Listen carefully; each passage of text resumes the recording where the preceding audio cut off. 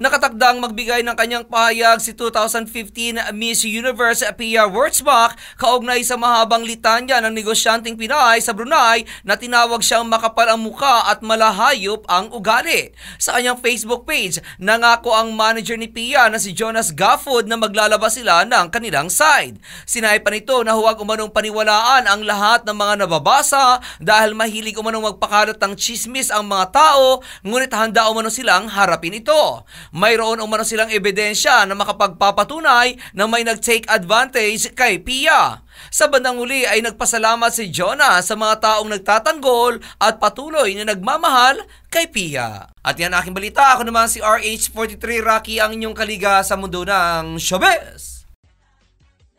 Showbiz for more, like and share this page for more.